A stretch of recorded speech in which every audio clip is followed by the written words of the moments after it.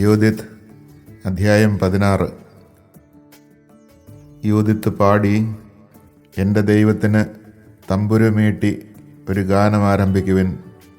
എൻ്റെ നാഥന് കൈത്താളം കൊട്ടി ഒരു നവകീർത്തനം ആലപിക്കുവിൻ.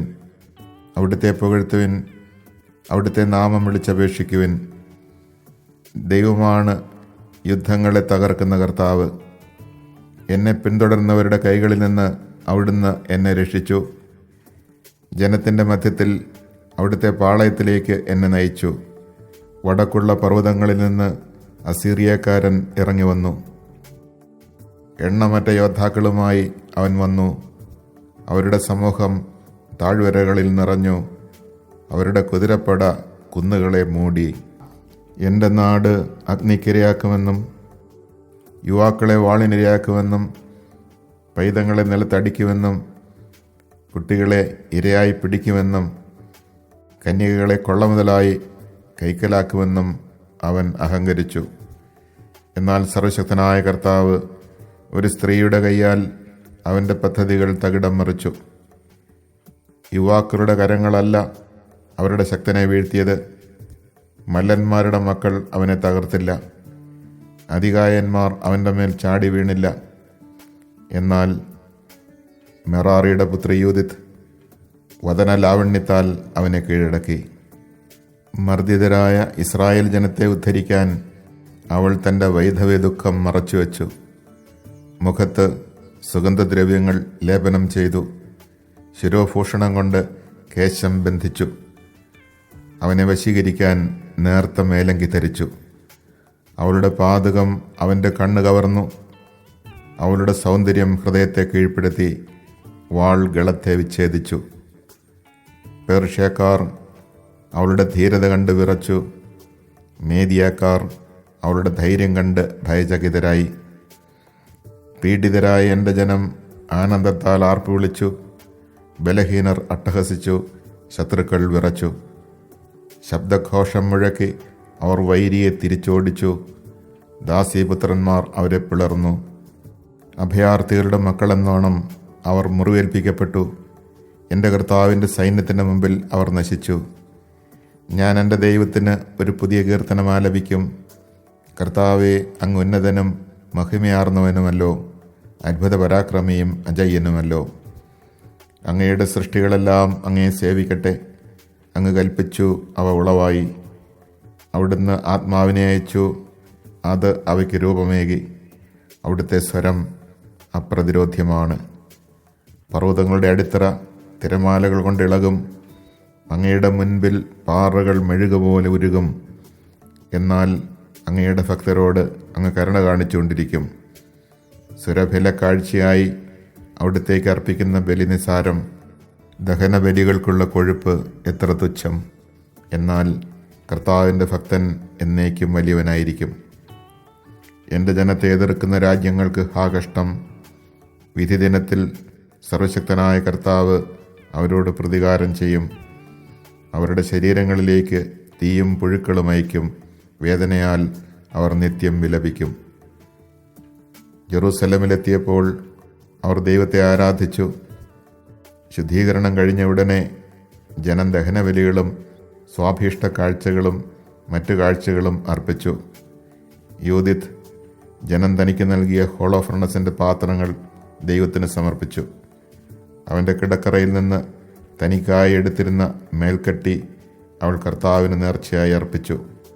ജനം ജെറൂസലമിൽ വിശുദ്ധ മന്ദിരത്തിൻ്റെ മുൻപിൽ 3 മാസക്കാലം ഉത്സവാഘോഷങ്ങൾ നടത്തി. യൂദിത്ത് അവരോടൊപ്പം വസിച്ചു.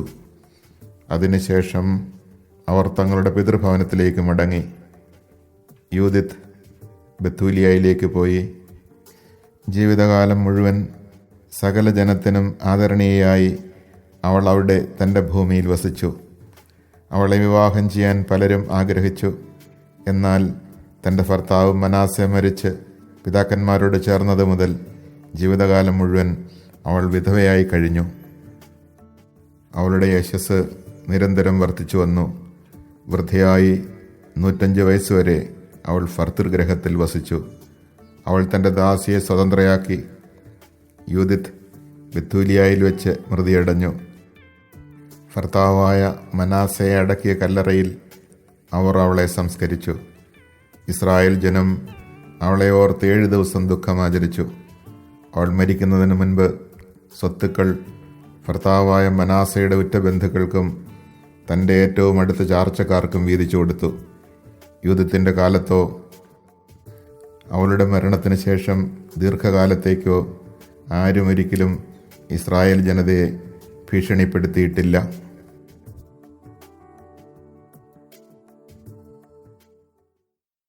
Chapter 16.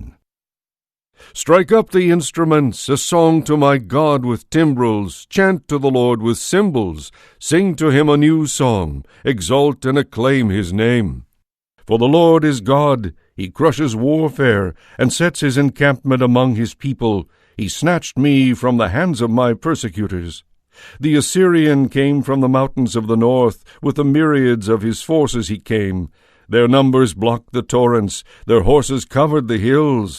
He threatened to burn my land, put my youths to the sword, dash my babes to the ground, make my children a prey, and seize my virgins as spoil. But the Lord Almighty thwarted them, by a woman's hand he confounded them. Not by youths was their mighty one struck down, nor did Titans bring him low, nor huge giants attack him, but Judith, the daughter of Merari, by the beauty of her countenance disabled him.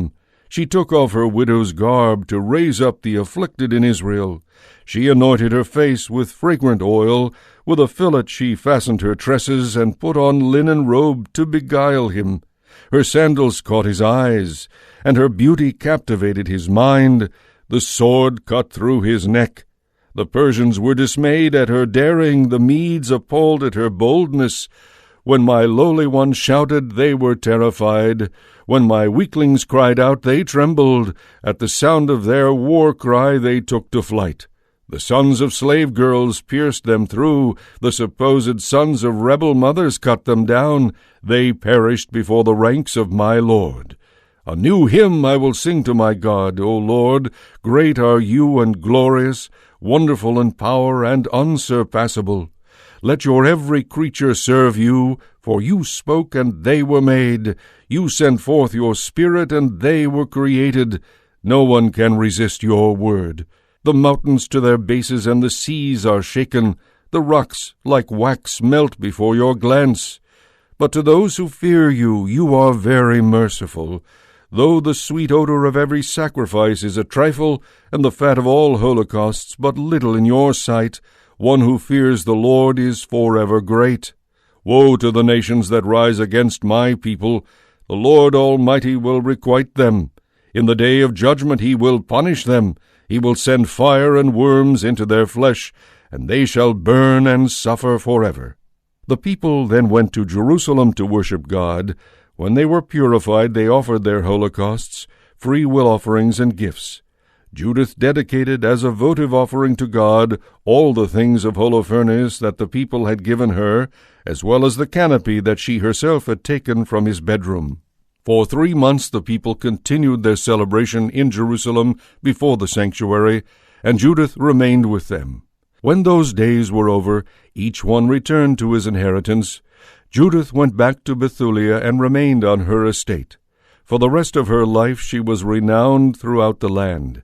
Many wished to marry her, but she gave herself to no man all the days of her life, from the time of the death and burial of her husband Manasseh. She lived to be very old in the house of her husband, reaching the advanced age of 105. She died in Bethulia, where they buried her in the tomb of her husband Manasseh, and the house of Israel mourned her for 7 days. Before she died, she distributed her goods to the relatives of her husband Manasseh, and to her own relatives, and to the maid she gave her freedom. During the life of Judith, and for a long time after her death, no one again disturbed the Israelites.